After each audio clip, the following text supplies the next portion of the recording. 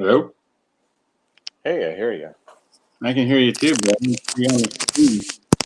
Hold on. Turning you down. Oh, I think it's the overlay. Coming in good. Yep, it's the overlay. Soft open. I can't use that overlay I made. What does that mean? That picture you had? It covered the whole screen. I just realized that. I'm like, how come I'm not seeing you? It's all right. There we go. Okay. We'll do this version.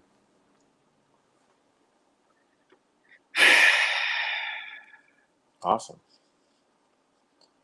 All right, so are we live?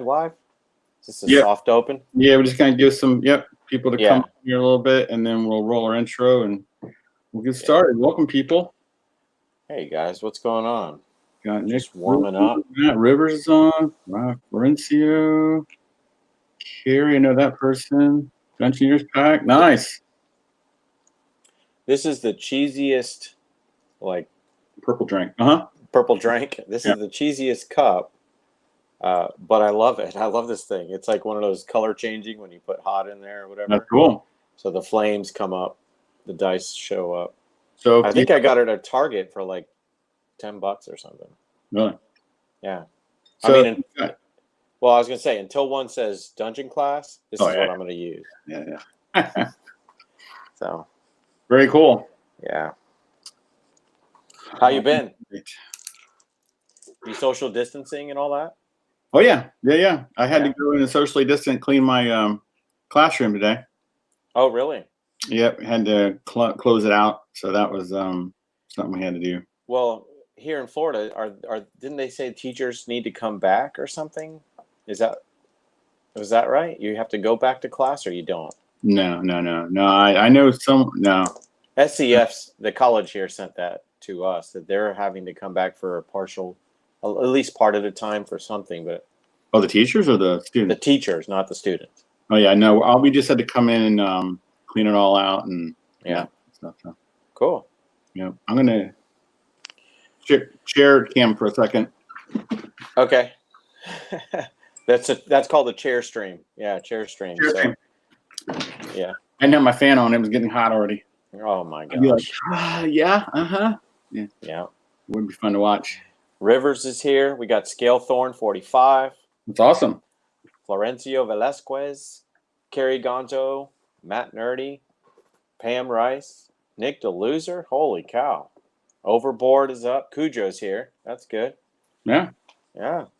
That's good to see everybody. I know that for some of us, this is all we have is time right now. So you and I are blessed. We both can continue to work. So my schedule hasn't personally changed that much, but a lot of people around us have. So I hope some of you guys at home are doing all right, for sure. It's kind of weird living through something like this, but it is. Yeah, we'll get through it. Yeah, that's true.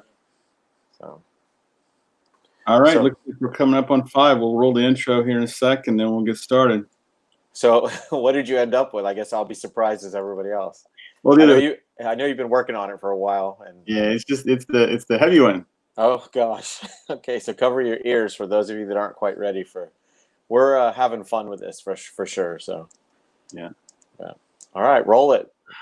All right, here we go.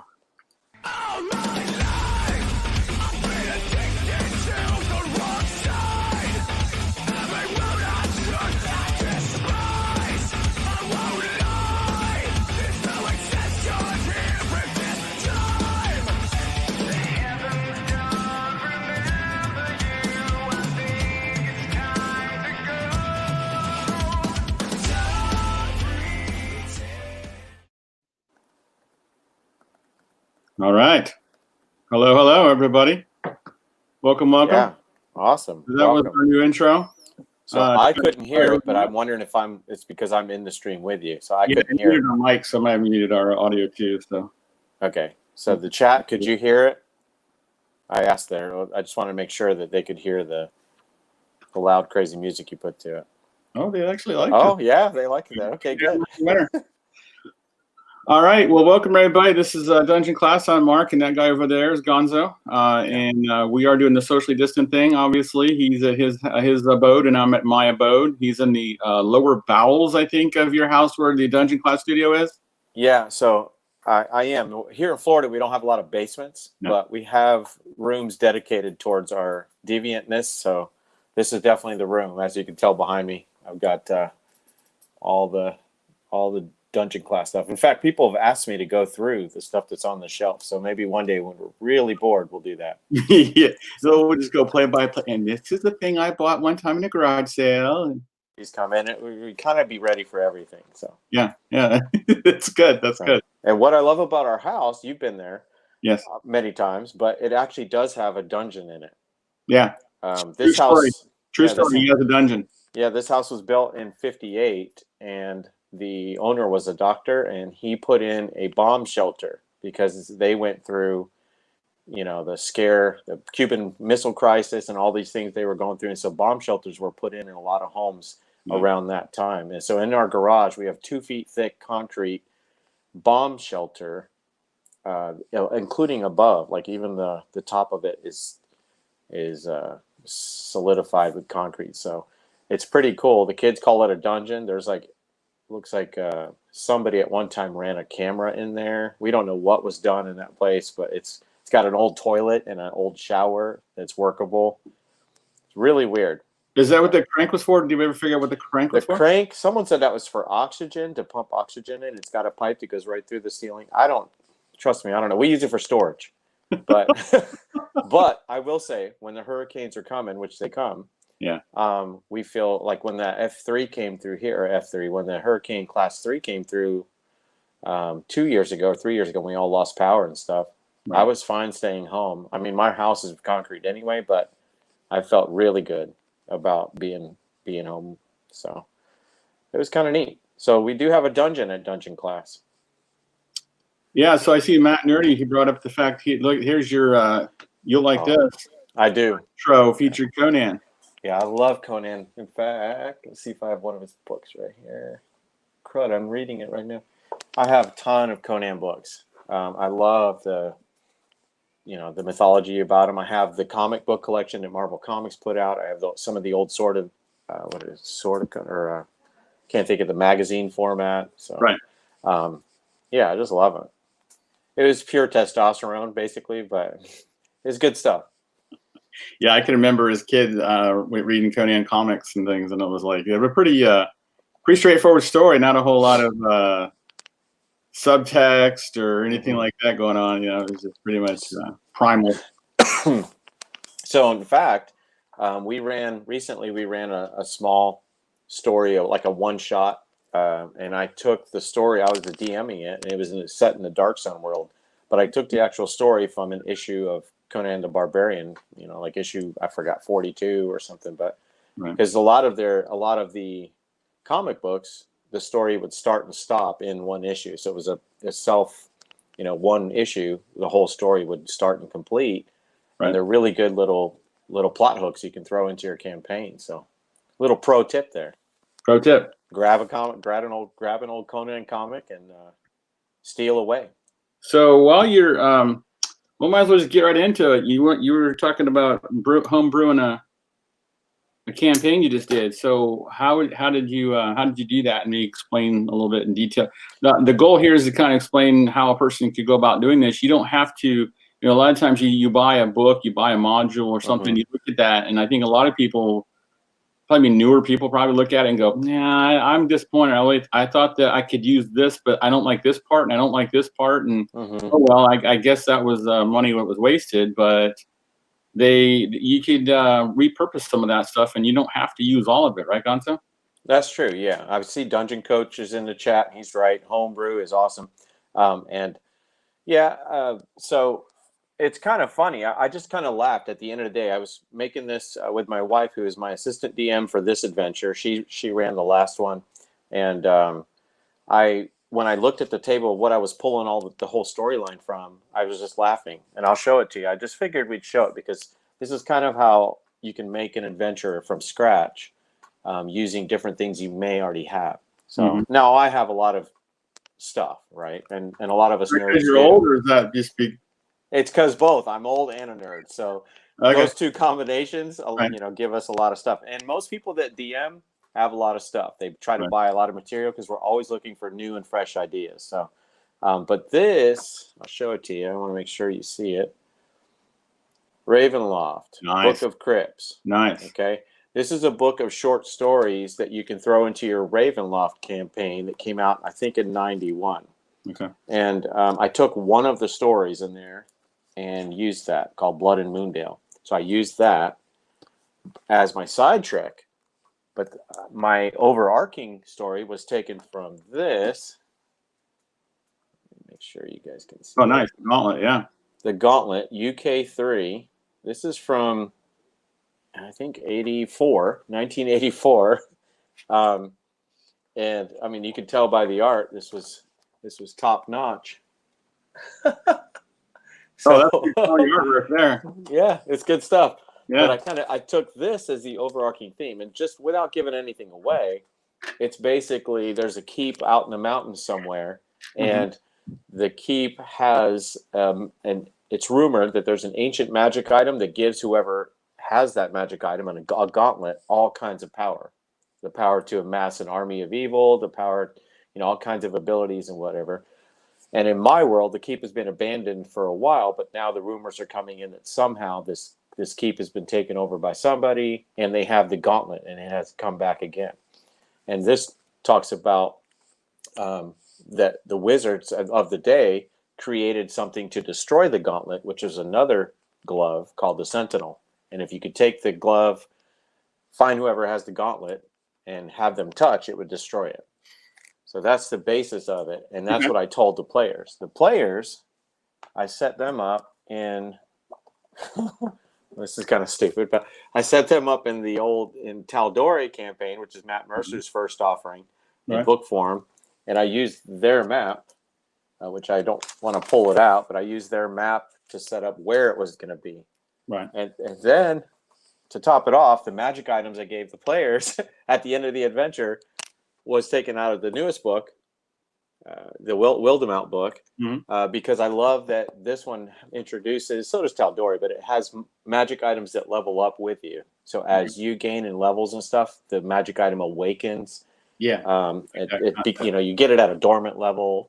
Right. My players were 3rd or 4th level, so it doesn't do a ton. But I wanted to give them things they could take over from and keep using over and over. So that's kind of how I did it. I took something that was pre-made. I took the bones of it. I changed every bit of it. And that sounds funny. It's like a lot of people say, well, why even start with that if you're going to change everything? But I feel it just is, for my mind, it's easier to start with something and then just make changes where I feel it's make it more interesting, more fun for the players, tie into the players' backgrounds, than to just start off with an open book and not know where to start. I get overwhelmed that way. Right. So this gives me something to start with. And then I used that Ravenloft thing as a little sidetrack. That ended up being pretty spooky. I know my family went home with the plot. I left them. They were scared. My kids were turning all the lights off in the hallway at night because, my 23-year-old, the one that's married, he's the one that had the lights on. He was scared. So it was a lot of fun. We had a lot of fun. And I just thought I wanted to share that with everybody as far as, when you're developing a story that'll last 1 or 2 gaming nights or 4 or 5 or a whole campaign, just use something. You can find something, a comic book or a magazine or a book you read, Tom Clancy novel. It doesn't really matter. And that's all you need is just something for the bones of a plot hook or the bones of a story, and then make it your own. And we had a great time. I'll say that. Yeah, I like what Dungeon Coach said. He does it kind of the opposite of what you were saying you did. You start with all the bones, you lay it all out, you put it together, and he has an idea where he has the homebrew idea, and then he adds the modules. Well, I can see that. Like I need a dungeon here, and I'll just grab a dungeon out of one of these modules or something, and use that. Why? Sometimes why create a whole new dungeon when there's one already kind of created for you, to fill that in. Yeah, and that's actually what I do. So even this, I'm showing you all the products that I looked at, but I still created all of it and then used that for either some of the names in there fit perfectly, like the Dagger Teeth Mountains or whatever, but or just the idea of, okay, there's a mystery in this old, keep or something, and there's something like I used it very much like he's saying there. In fact, in my New Haven campaign, that's always what I would do, is I was homebrewing the whole thing, and then I would use a module or something, a pre-made adventure, short story, as just for one night, just like something I could throw them in. Like you said, a dungeon is perfect, and they're already printed out for you. Like you could print the map. Some of the handouts are there. A lot less homework, especially if you have to come up with something quick. Well, what's really cool about this hobby is that it has a little something for everybody. So maybe you're a person who's like a kind of a cartographer and you really like making maps. And there are people who just love to make maps. And in their spare time, I remember as a kid taking the old grid paper and drawing maps, just all these maps of dungeons and stuff, just paper and grid paper and pencil and grid paper, and doing that, and just spare time, something to do in between games. And I enjoy doing that. Now as I'm older, I'm like, oh, that's a pretty cool looking map right there that got created. So I'll just use that one, So I agree with Overboard. I have never played a module by the book yet. Like, okay, in this room, this is what you see, and you read it out. And I haven't done that yet because I whether it's just my personality, whatever, I want to make it my own, and I want it to be a little different. So it doesn't feel natural when you're trying to go by the book anyway. When I've tried it a few times, and I bet nobody follows it to the letter. I mean, you look at some and go, yeah, that doesn't make sense. To be honest, I don't know that you can. Yeah, because your players aren't going to follow it. No. They're gonna burn the hallway and light that on fire. So the one you needed to go down is now completely on fire. That's on fire. Yeah. The NPC is dead long ago that had all the information they needed. So you've got to change gears anyway. Yeah. So. Exactly. Yeah. Critical says, I like this. Yeah, that's not overkill or anything. I think it needs 3 Medusas. yeah, we can throw that in. Throw those in there.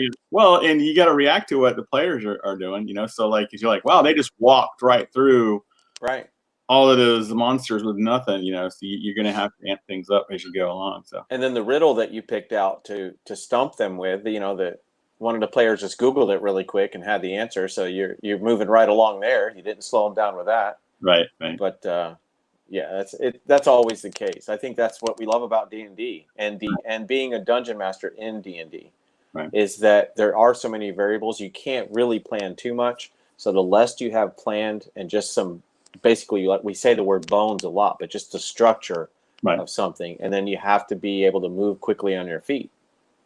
So absolutely. And adjust to things. So I think that's what scares like new DMs the most is that oh my gosh, what happens if they do something I didn't anticipate?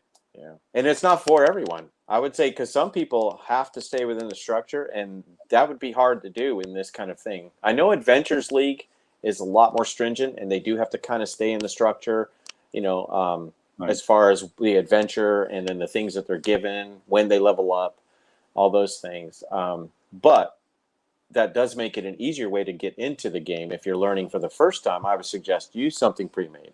That's where that becomes a benefit, I think, because then the homework's all done for you. So, I agree. I think if you're just starting, then grab something pre-made, and get used to it. Get used to how players aren't going to do what you think they're going to do, and then you'll quickly adjust to things.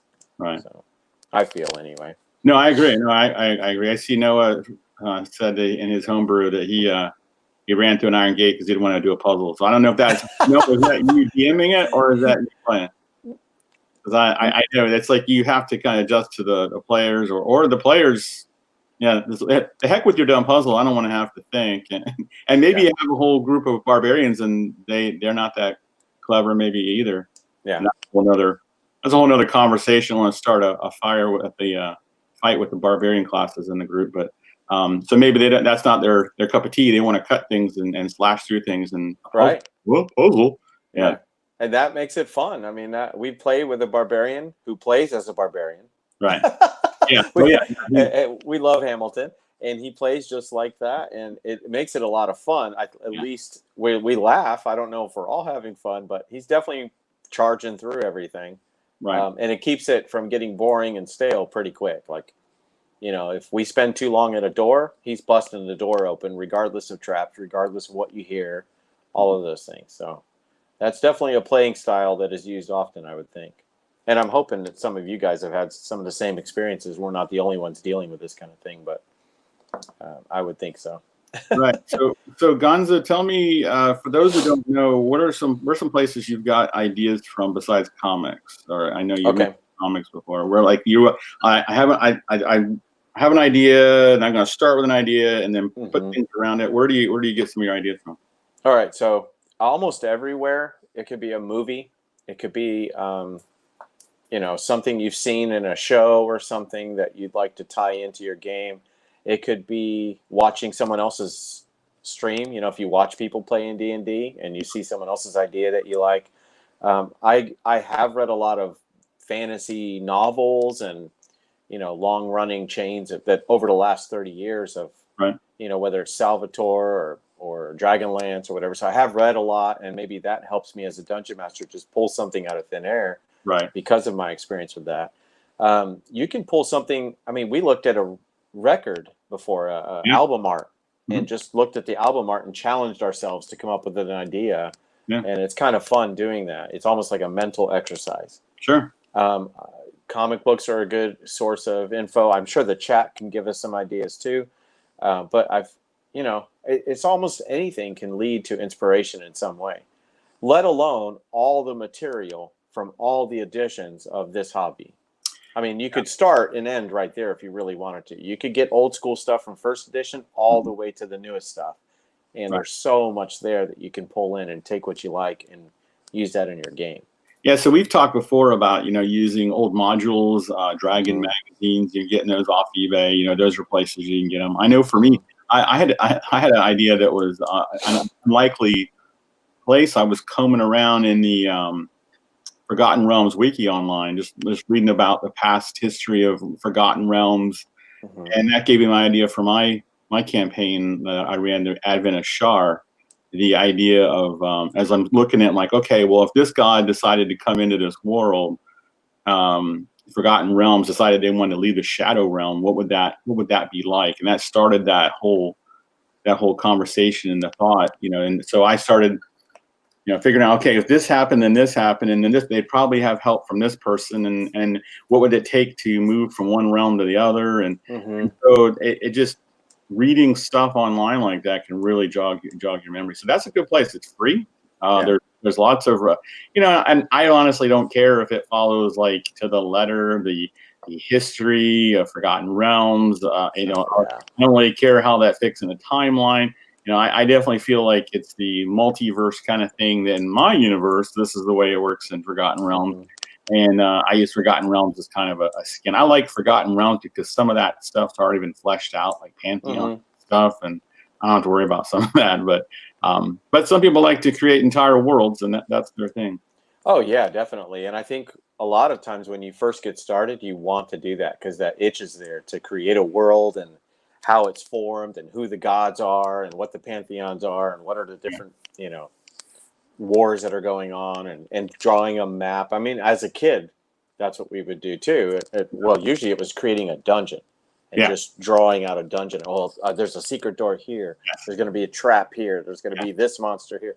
No rhyme or reason to it. It was just like, how do I kill that guy that I'm playing with, right? So right. So. And a hodgepodge of monsters. They all just live in that room waiting for someone to kill. That's the story behind it. There's no rhyme or reason. And I would say that's kind of how the game's kind of grown up quite a bit. I think through the additions is that it's not just here's a dungeon and here's this stuff in it and there's loot at the end of it.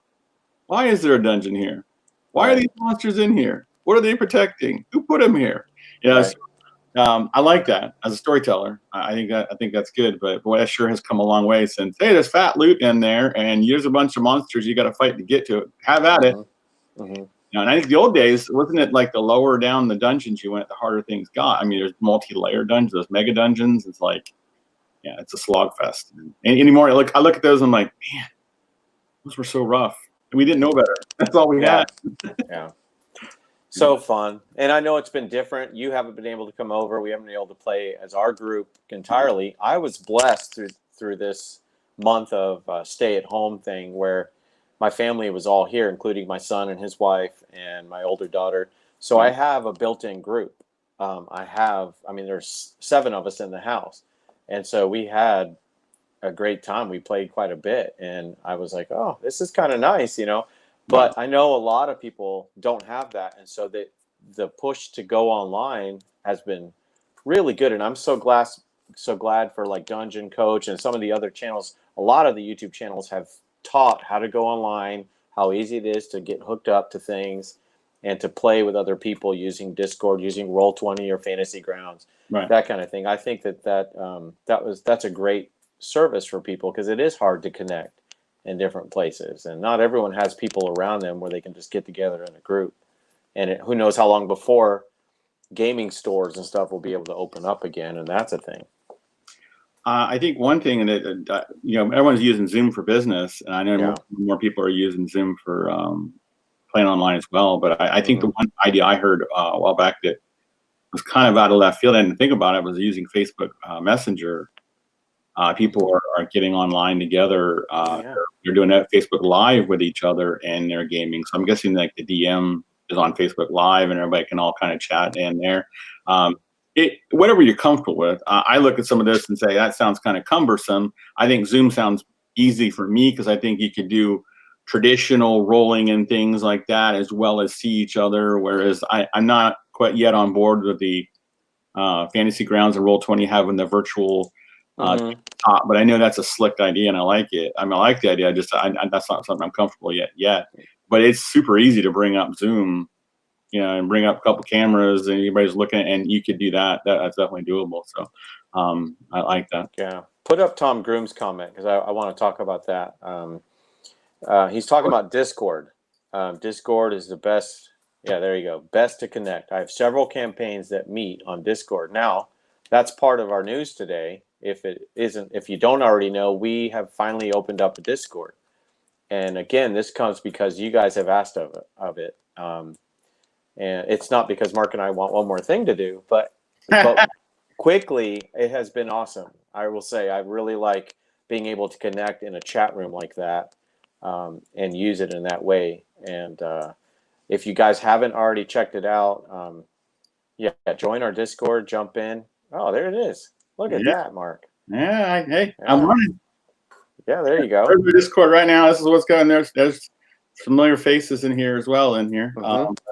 It's still pretty young, but we've got a lot of active people in here chit-chatting and already sharing ideas.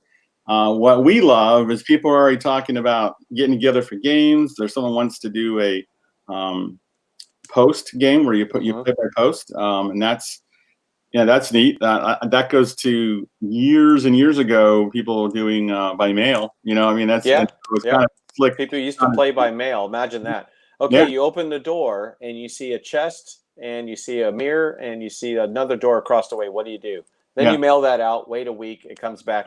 I open the chest and then you're like, okay, it's a mimic. So you roll initiative. I know. So, I don't know how they did it, but some of the old schoolers could probably, if they played that way. I mean, that wasn't optimal for sure, but so Discord. I mean, this has been a lot of fun, and because it's so new, those of you that are joining with us in the beginning are actually having a lot of say, I should say, as far as how we do it and what kind of sub channels we have within there. Just today, I was asked, hey, could you guys please put something in that'll be able to show minis, where we can show our paintings and our minis and our character creation. So we made one called Art Class and dropped it in there because Mark and I are all about building this group of people who just want to talk about this hobby. And it's really about you guys. The whole term dungeon class is about all of us being in this classroom together, learning from each other. So, and we're going to keep repeating that over and over because I never want it to feel like we're the teachers and you're the student kind of thing. Yeah, we do videos and we try to share our experiences with certain things and tips that we know, but we're learning just as much from you guys and the community than you guys may be getting from us. So we need you guys, and you're welcome to come into the Discord. I don't know, Mark, if you can. How did you put it on there? Okay. Yeah, I don't see the link yet, but maybe it'll pop up. It's in chat. Oh, okay. It's in the chat. I couldn't get it in here. Well, actually, I could. I had it on the screen briefly, but no, that's okay. Yeah, it's in the chat. I know Nick the Loser is looking for a good D&D Discord. Well, we need a loser in our Discord. So. Well, I know Nick, and he's not a loser, so I know where he got that name. But well, you know, I apparently maybe it's the opposite of low self-esteem. You know, if you keep saying that, maybe he has a real big head. Maybe that he's trying to bring himself so he can fit with it. I don't know, but I don't know why he calls himself. He's not a loser. yeah. In fact, he's very verbal. He has great vocabulary, and he's one of my students, so I would know. So anyway, I guess we probably should talk just briefly, at least, about some of the news. Well, before we get to that, while you pull that up, I wanted to show people mentioning the art class in our Discord. Oh, yeah. Rivers. I've had several people talk to us, both of us, about our minis. What are some of our favorites? Rivers RPG. He's great on these minis. His videos are short. He just likes to open up and show what he gets in the boxes. And show some of his favorites. And the other day he showed me, so I wanted to show a couple of them, because I have quite a few. But I'm gonna try to show now. This, let me find the camera. There we go. This was painted by my wife. I love the teeth on it. Your wife, who was all in on Dungeons and Dragons, she was not, but she's a Dungeons and Dragons fan. She wasn't. Look at that thing, dude. How awesome is that? You plop this down on the table. Okay. And everyone's like, oh, so, yeah. It's Beholder. No. This is a little. You can see it. A little Thrycreen thing, Archer. I painted that one. That's one of my favorites. My daughter painted these Modrons, which are little like clockwork figures. Hold on. Yeah, that was cool. Yeah, so cool. And you have that paint that looks like metal when it dries. Yeah. So really cool. And then my daughter, who's a really good painter, I think she painted this one. Or my wife did. I don't even remember. Come on. You better be careful, bro. You might be sleeping on the couch or something. Yeah, I don't remember off the top Dirty of my looks. head. But they know I love them. They're both good. I have, they do a lot of these. Look at that. I mean, you plop this on the table. Yeah. It's pretty good. And I'll show you one more, and I'll stop for now. But do you have the green one? The green one's behind me somewhere on the shelf. This is like a bone golem. Wow. I painted this one. That's killer. Yeah. I haven't used this yet. I can't wait to plop it. Like, talking about making up stories and where we get inspiration. Literally, you grab a figure and like, how can I use this? Because I really want to use this. You know? How can I use this? It was my daughter. There you go. All right, so Allie painted the dragon, but so many. I mean, so many. This is a big tree beard like ent. Dude, that's cool. Yeah. And now I need to create a story to use this. I mean, next time you guys are in the forest, you know this is going to come out. Whether it's good or bad, we'll see. But so I need to look and see when you go shopping at the store to see what you get, so we know what to expect in our. Yeah, that's why I'm not going to bring you with me. And then this is this is one of my favorites. Yeah. A mimic. Mimics. Yeah. That's awesome. Yeah, and of course, all of us have. If you use minis at all, you get the regular chest. So that's what you put on the map, right? Or on your terrain. You're like, yeah, there's a chest there, there's a door over there. And then when when they go over to check to see if it's trapped, you pop this on instead, and they're like, ah. So yeah, a lot of fun. Do you have a house-sized mimic? I think that came up in Discord. Yeah, I want that because mimics can be whatever. So how about a whole old hut or house that's off somewhere that actually is a mimic that people would go in and get destroyed. So so anyway, those are some of my minis, but let's get to the so it's kind of major, but it's kind of interesting because they introduced this guy in Dragon Plus magazine, the new head of the D&D division, which is Ray Winiger, and that was kind of surprising. I guess I was just reading up on it because I'm like, I saw a tweet about it. It was Jeremy Crawford that just said something about, oh, this guy's he's over both Jeremy Crawford and I, and Chris Perkins had put a text out, and I was like, what? That's kind of like a weird way of announcing it. And apparently he's been running around the place for a month, kind of getting acclimated to the job, and they just finally announced it. So he's been doing it for a few months. He has a pedigree. He's been playing since he started in 1977. So wow, yeah, he's a grognard, and he's that's longer than me. Yeah, that's so he must be a fairly young guy, really. Yeah, right. I don't think so. So he's had a track record. You know, I guess he did DC Heroes, something called Underground, which I'm not familiar with, and he also most recently did Out of the Abyss. So Okay. he has a bit of a pedigree, so he's no dummy. So I thought that was kind of interesting and out of left field, but it's kind of big news because I mean he is the head of D&D, and I don't know. I can't imagine it's going to change a whole lot going forward. I mean, I imagine I don't know how heavy-handed he's going to be or ideas that he has that aren't already in the works. You know, sure, you know, Mike Merles and Perkins and Jeremy Crawford. Yeah. Yeah, they're already. If I were them, I would kind of keep doing what I'm doing. Don't want to monkey with it too much because it seems to be working.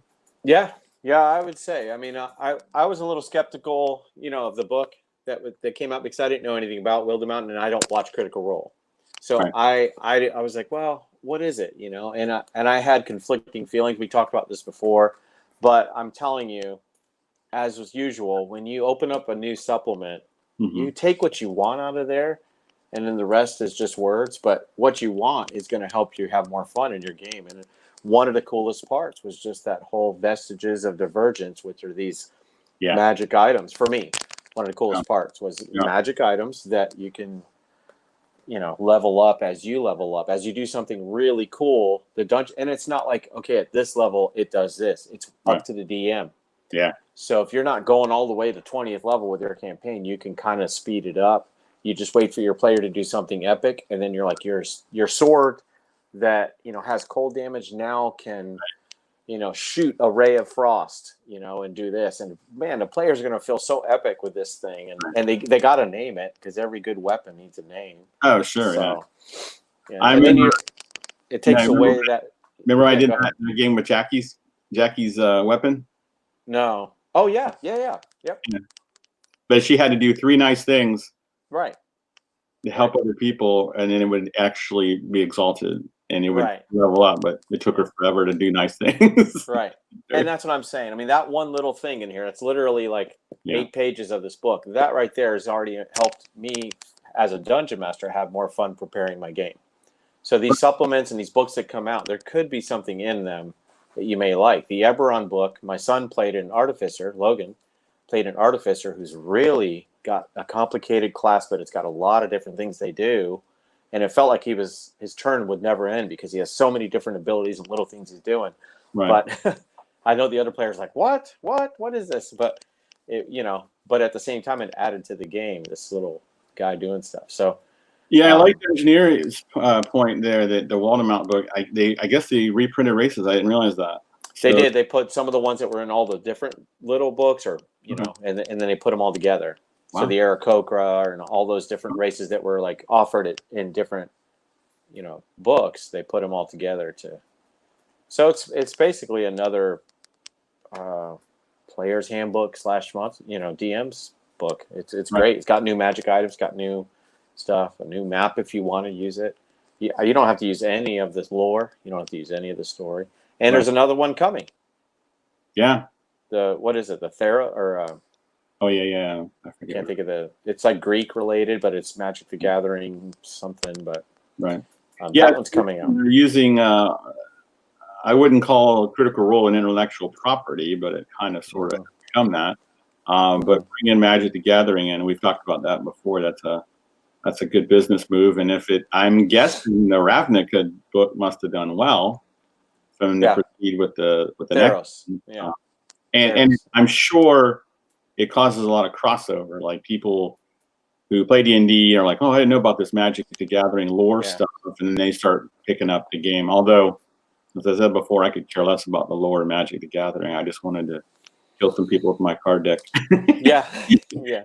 I never got into that. It just wasn't my thing. But some people really, they could sit there and spout off all the lore, and there is a lot of deep lore. They put a lot of work into it. I kind of feel bad, you know. I'm like. And the artwork on the cards, I will say, is phenomenal. I mean, phenomenal. Like they have, obviously, Wizards has some really, really good artists that they have access to. Yeah. Yeah, for sure. So what's the artwork like in that Wildmount? In Wildmount, Yeah. it's pretty good. I'll show you a few things. Because that one I know, like 50% of it was taken from the Critical Role fan base, Okay. which was So, we just missed the figures. what happened? Rivers? He's Okay. back. He had to leave. I'll show him a couple more, but let me show you some of the art in here. That's pretty good. Good. It's up and down. It's up and down, but I think if a lot of this is fan art, then I understand. Like, Right. That makes a little bit of sense. Let me see. I can't see where it is on the camera. Oh, yeah. Does that look clear? You can full screen if you wanted to. I like that artwork. That's good. Okay. So there's some good art in here. There's some of it that I don't care for as much, but Right. I mean, gosh, Mark, I know as a kid, art was everything. And so the covers of these books would bring us in, you know. Let me pull out a lot of it was black and white, but the covers is what brought us in. Yeah, I know. I mean, and I would, as a kid, I would look at this and I could envision this whole story and, you know, what is this thing coming at them? You know, these demons or bats or whatever that he's either summoned or he's dealing with, or you know. And then the inside art was who's the artist in that cool. in that painting? Is that Elmore? Or? This is Jeff Easley. He's one of the four in that what's the name of that documentary? Oh yeah, yeah. There wasn't a lot of art. Eye of the Beholder, like on Amazon. You've got to watch that. It's amazing. Yeah. Oh yeah. That. Oh wow. That's Magic Mouth up there, giving some players a riddle or something. Can't tell. Is that stippling? It looks almost like I can't tell either. It looks almost like charcoal or stippling. So hard to do. I'm like, man. Yeah, something like that. So, I mean, art is a big deal. I agree. I agree 100%. In fact, you and I have discussed the fact that some of the core books from 5th edition colors are kind of washed out, not really vibrant. Oh yeah. Just a thief mugging you in the side. Right. Yeah. It's just cool stuff. So thief, yeah. A thief. That's what they called them. Yeah, thief back then. Yeah. Call them. But yeah. So that's the the colors aren't. They're muted. Pictures are muted. I don't really know. I don't know why that is. I don't know. I mean, I guess this is our art style. It's just I like vibrant colors. I do too. And looking at the Tal'Dorei book, like here's a picture of. Let's see here. Oh yeah, that's good. It's pretty good, but it's still muted colors. They're not as vibrant or as bright. And they don't pop. Yeah. I think of the artists you just mentioned before. You know, Easley and Elmore, and that's the one. Keith Perkins or Perkins. Yeah, Parkins. All of those. Parkins. Yeah. Parkins. Yeah. They use the such vibrant colors. Oh yeah. Oh, that's good. Awesome. Undead centaurs. That's got to be used. I got to use that. Yeah, no kidding. Come on, that's awesome, dude. I just read something I was looking at today, and it was unicorns, and one was a black unicorn, and it was like an evil unicorn. I'm like, oh, that's the coolest idea ever. I mean, they're really good. They're celestial, and I was like, oh, I never thought about the flip side of that. Yeah, so, that would be interesting using someone's campaign, but. Undead centaurs. That's good. That's good stuff. Eye of the Beholder, Scalethorn. Eye of the Beholder was the name of that documentary. Yeah. And Overboard, I like his comment. You'll pop that up. The creativity in the movie industry. Really? You mean just the fact that they're remaking every single 80s movie ever made, whether it's good or bad? Yeah. Ghostbusters again. You know. Yeah. Yeah. It's how many. You might be right. I mean, they're in a weird spot anyway. Because D&D, it's successful. People are flocking to it by the millions, and as a company, they feel like they need to support that somehow and help foster some ideas. But then it's like, what do you give them? Oh, there you go. That's good stuff right there. Yeah. I won't open it because not all of it's safe for work kind of thing, but he drew the human body in all its glory. But for Zeta was great. I see River says he's got some art books. That's one of the things I collected as a kid, including one of my favorite fantasy artists. Yeah. I love his art. Yeah. I love his art. In fact, when I was reading Dragonlance as a kid, I don't know if you guys are interested in this or not. I may be way off topic, but when I was reading Dragonlance as a kid, I couldn't get enough of the picture he drew of the. Let me see if I'll find it here. Of the Draconians, because in some of the art in the books, they looked a little wimpy, and then he drew one that I was like, what the? They're scared the crap out of me. So, well, this is one of his classics. This isn't it, but this is one of his classics. Oh yeah. I mean, come on. Yeah, Vallejo. I have some of their books as well. Yeah. They've got good stuff. A lot of people say that Vallejo just copied Frazetta. I don't know. There's clicks in every way and everything. There's controversy everywhere in our world, I guess. But Brahm's good stuff Brahm, too. yep, he did a lot of the Dark Sun stuff. He was what made Dark Sun. Right. So yeah, it's and art brings you in. You know. I don't know if you saw now Nerdarchy's. If you open that book, the PDF. Oh wow, that's good. Yeah, come on. Yeah, that's excellent. Yeah. Yeah. So much fun. I know. I don't know if you've seen the artwork though in Nerdarchy's the Kickstarter. They sent the PDFs out, and I opened up and just kind of flipped through it. No. Your encounters out of the box encounters Kickstarter. They sent the PDFs out, and then they're going to be mailing out the books sometime soon. But okay. The artwork is like. Is it good? Oh my gosh, yeah! I was like, awesome. I'm like, they got some good artists. So I'm like, that's good. I mean, in fact, that's some I'm like going, why aren't they working for Wizards? Because like some of them are really good.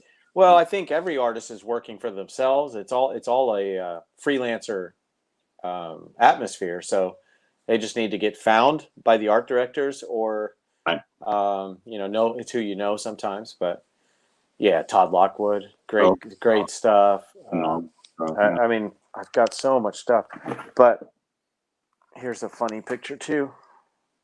This was Keith Parkinson as well.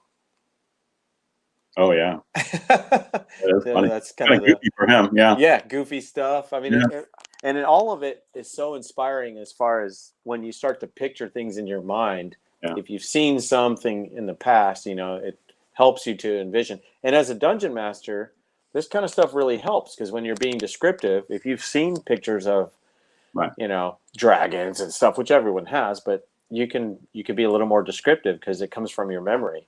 Right. So I think that's kind of one of the keys for sure. Deja Vu. Oh, Deva Rue is a good artist too. Now that one I don't know. No. At least not by name. No. I would check that one out. Okay. So Rivers wants to know, what are you saying about minis? Okay, Rivers was talking about minis. I showed a few of them. I'll show a couple more. Hey, do you have access to that green one? I see it right behind you. Yeah, I do have it. I do. This is a Thri-kreen with a spear. All right. These are cool because they're so alien looking. These 3-armed bug looking people. I made some brown and I made some red. This is the same one, but red. Cool. That so pretty cool. Rivers, I showed off some of my big ones. Some of the ones. This one my daughter painted, and I can't show this off enough. So we've been offered actually a lot of money for it before, but she does such a good job. She's very meticulous. Mm-hmm. She's one of those perfectionists when it comes to that kind of thing. Yeah, very patient to do them scales like she did. I was thinking, yeah, such a good job. That's a green one because she used let me find colors of green that made it really pop. I liked it. I think it's back here. Yeah, this green one, which I think we changed them. I think on the she painted this one too. I like the two-tone green, and I think it's cool. Oh, I got to get used to the backwards camera. Yep. Look at the muscles stand out. She did the shading right. Yeah, I love it. Oh, pretty good. Yeah. So a lot of fun. Yeah, that's good stuff, and that's then intimidating. Where's my favorite? Hold on. Somewhere I have my. No one probably cares. It's probably not in here. Oh, I got him. Okay. I know this is riveting, but this is Okay, this guy I painted. Oh. but the reason he's my favorite, it's my character Sean Bon Jovi, Oh my yeah. bard. Yeah. That's the one I used for my bard, and this before I grabbed a bard figure to paint. So I used him. But man, it's a lot of fun. Bards. For sure. Being in my existence. Yeah, well, they are. No, they're fun to play. Well, good. Yeah, awesome. All right. Anything else you want to talk about there, Gonzo? What's on the top of your head? Well, I think if the chat has anything, we can definitely get into that. Yep. One of the things I did want to mention was not only are we doing or open to Discord that everyone can get in, but also I know we're preparing some other things, but our YouTube channel is doing real well, and we're real appreciative for everyone checking out our videos. Every Monday we make a drop, and that's a commitment.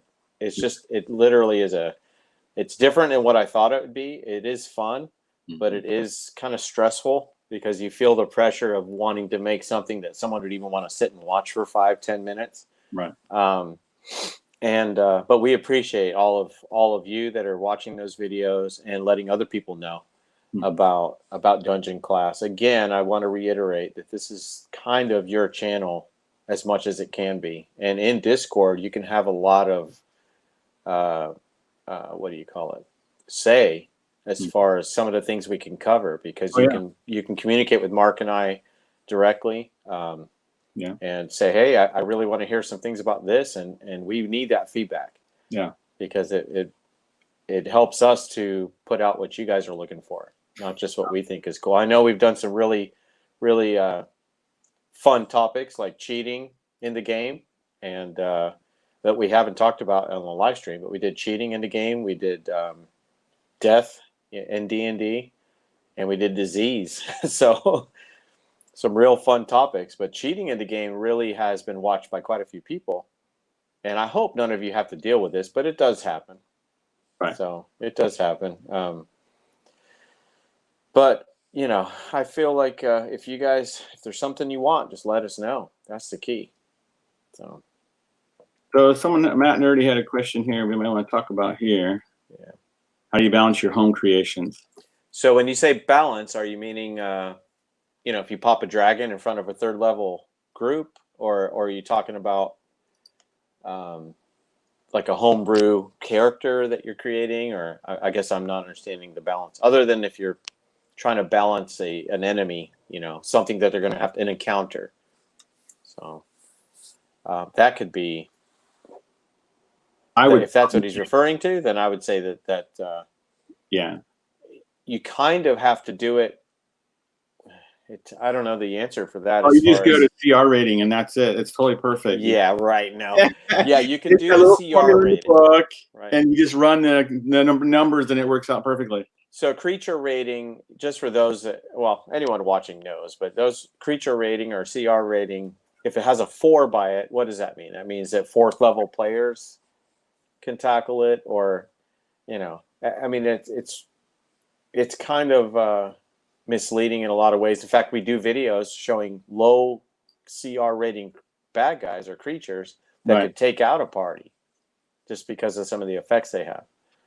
And I rarely stick to the monster manual anymore when it comes to hit points and damage, because if I want to use goblins against a 10th level party of 5 or 6, well, these goblins have all kinds of magic items. One of them has a gauntlet of giant strength. One of them has a spear of lightning.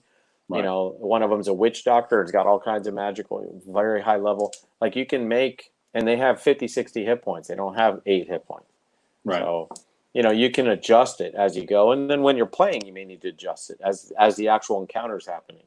Yeah. So. And I think that's Matt's question. You're talking about that it's not overpowered. I put a monster, so everything. And I for me, it's you have to adjust it on the fly, because no matter how you plan everything up front, you start doing the battle, and you're like, oh wow, they're gonna have a TPK at this very first encounter out of the gate in my campaign. It's gonna be a short campaign. I know it's kind of like teaching, because in teaching, same thing. In your mind, you analyze things. You're like, I think the kids can handle this, and you start doing. You go, oh my gosh, it's going horribly wrong, and you have to adjust it on the fly. The same comes for being a DM. You're going, this is going horribly wrong. And really, how do you know it's going horribly wrong, Gonzo? What would be the indicator? I think if you see frustration in your players, and the players are if they're frustrated for some reason, like if they're like not having fun because the thing keeps regenerating, but they can't figure out that fire is what hurts it, or if they're all dropping and the cleric's busy trying to pick people up or whatever, and she's not having fun because all she's being asked by the rest of the group, is to heal me, and she's not having fun. If you see that kind of thing, that's where it may be okay to adjust it in some way, not to nerf it, so to speak, but to make it where they're having more fun because they're able to figure things out. They're able to call in an NPC. Maybe one of them done something epic where they have interference from the cleric's god comes to them and says, boom, I'm making your weapon have one charge of a lightning blast that shoots 6 people. I mean, whatever you've got to do to help out a little bit. But at the same time, we've had TPKs. Like, we're not saying shy away from death. We just did a video on that. I think probably number one, your session 0, you might start to get a feel for kind of the group and what they're going to be doing, what their levels are, what some of their strengths are going to be. Like, if you look at the group and you go, well, they don't have a cleric, they don't have a designated healer, they're thinking they're just going to patch it together with these oddball things here and there and a lot of potions. Then you've got to know going in that hit points may be an issue for them going down the road. So you're going to probably want to adjust some of that. And then I think the first night you start to get more of a feel like, man, this group really hates puzzles and they just can't get past. Like, we've had groups where they couldn't get past the door, and like, oh, an hour trying to get through doors. That's I just had that. It took us an hour to get through a door. Yeah, it literally took us an hour of game time because they were so careful. And not wanting to risk what was beyond the door. They knew this was the one I was just talking about earlier about the gauntlet. They knew that the holder of the gauntlet was in there, and they were trying to prep everything, check the door for traps. They were doing everything. They sat and argued, worked together, whatever you want to call it, until they finally did something. And I think, as usual, the Minotaur barbarian in our group, Boston, just plowed through. He got tired of waiting. Yeah, there you go. Through, got things going. There's a question here that I know we're going to do videos on. Dungeoneers Pack. What got you guys want to start creating YouTube content? We've already filmed videos, you and I independently, of why a YouTube, why a D&D YouTube, and we can drop those whenever.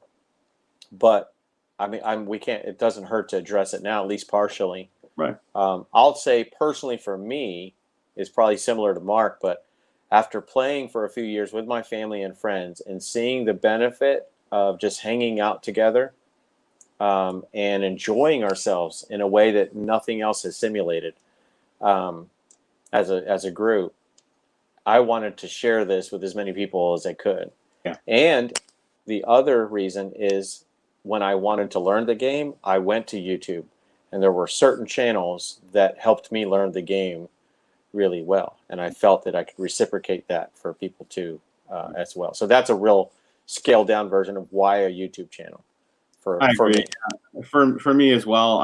You're right. Anytime you see something, if you find something that changes lives, and we've seen it change lives, like you see people coming out of their shell.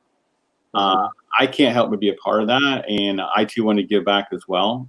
That's just me. But another thing is, you and I kind of looked out, and we follow a lot of YouTubers and all, and some of them.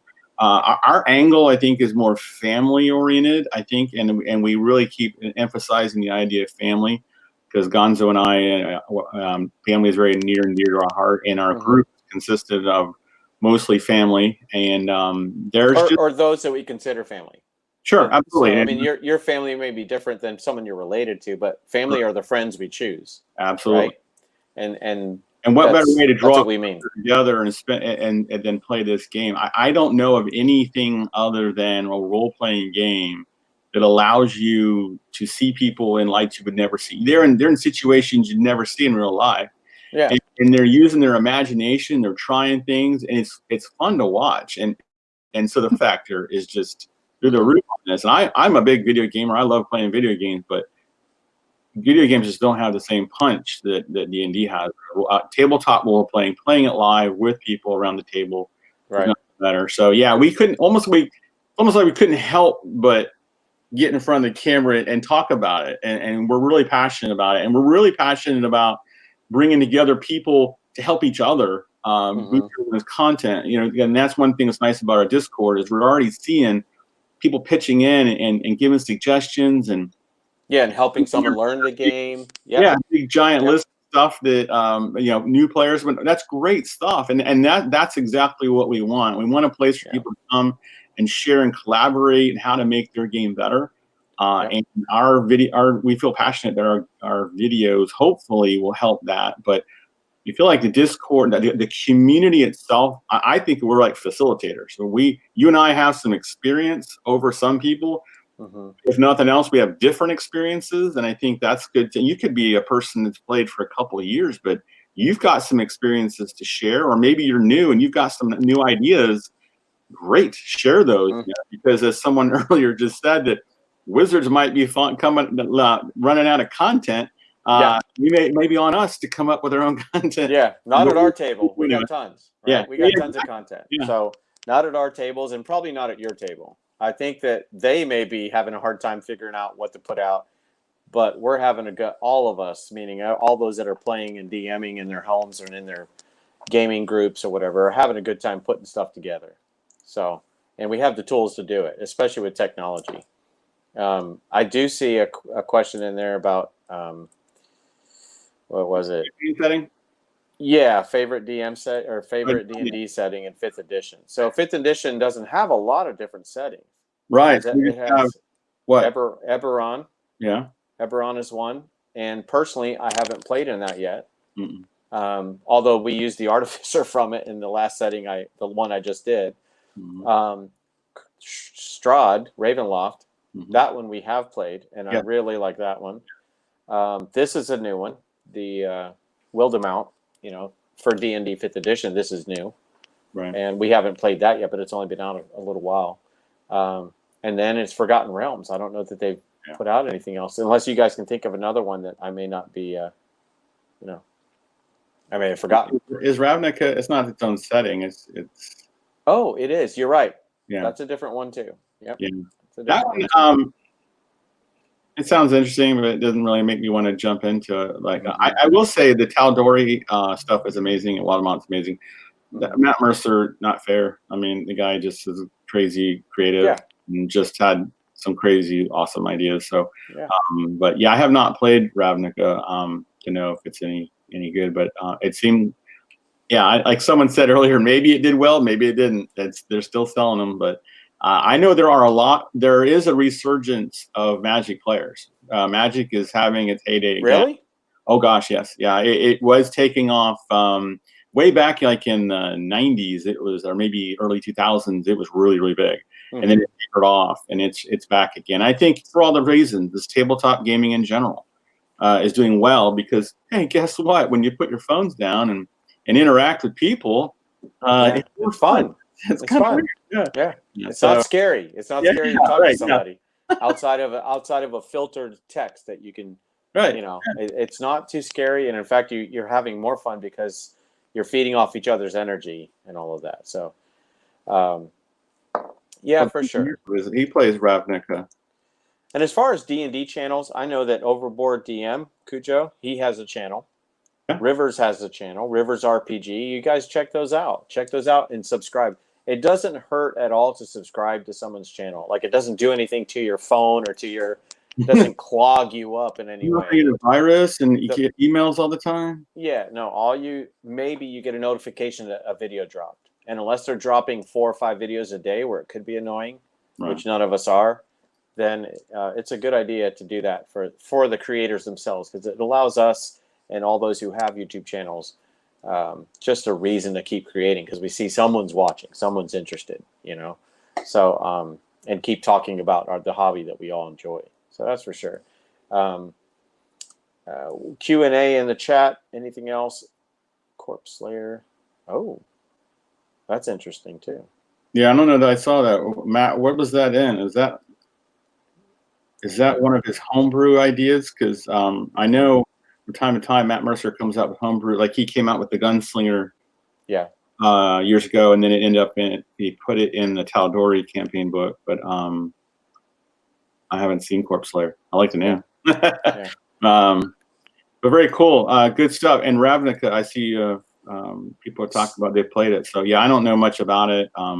It looks like, here's the thing. I feel like more content's more content, and it floats the whole group. Yep. I mean, and like we talked about earlier, to circle back, you might take part and say, hey, that's really cool. Like you mentioned, the Vestiges is really cool from the. Yeah, I love it.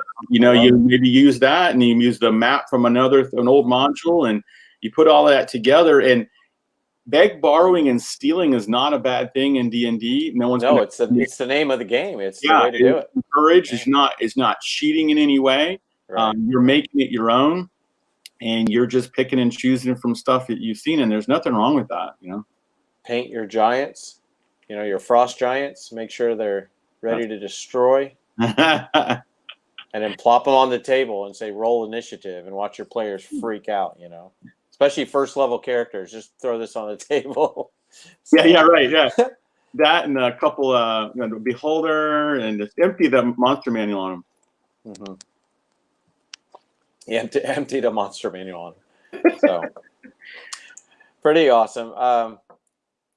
Before we go, are you able to play our intro you just made again? I just want to see it again.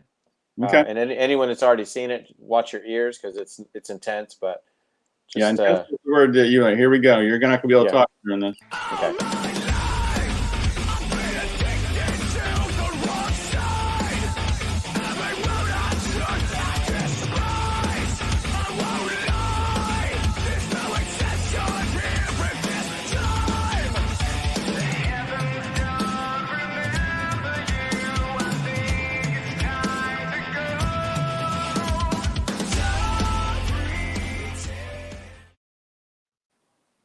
All right.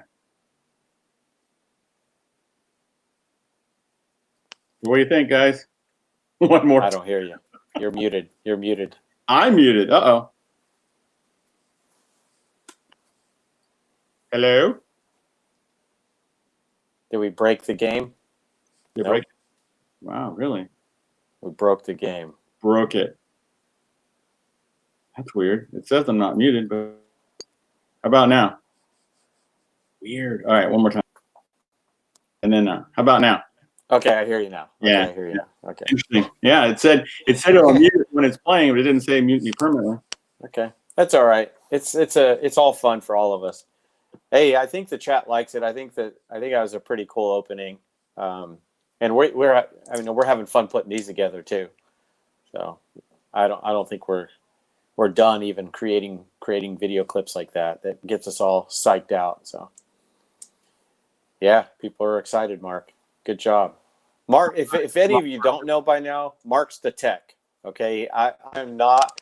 Oh, you're a techno wizard. Are you kidding me? I'm learning, and I'm getting. I'm grabbing a computer so that I can do videos because I want to put together stuff like that all the time, and I'll learn it. But I'm not. That's not my forte at all. My business as an arborist has not led me. You know, the trees. There's just not a lot of technology going out there, so it hasn't led me into the. Unlike you, like a teacher, where you're always having to use computers for stuff. So I'm a techno. I just love technical stuff. Anything and everything technical. Yeah. And awesome. I'm surrounded by people who are not. So, you know, it's just my curse in life. That's true. That's true.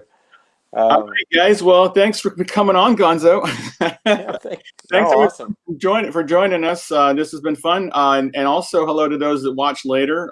We've been a kind of a miss of not talking to everybody. And thank you to those people that are watching on Facebook. This is the first time we've ever dual simulcast like this. I think we'll do this more often. It was super easy to set up anyway. And we wanted an opportunity to be able to interact with our followers on Facebook. We have quite a number there. And it felt like, for a long time, it's kind of been bugging me in the back of my mind, going like, we really need to be interacting with our followers. Yeah. We post stuff, but we're not having a chat, and we're not giving an opportunity to interact with them. So we love this being able to do that. So, and as always, thank you the YouTube followers and subscribers. Yeah, hit the like button, subscribe if you haven't already. Just hit the subscribe button, hit the bell. That'll let you know when our videos come out, especially live ones. We could drop them as often as we want to, honestly.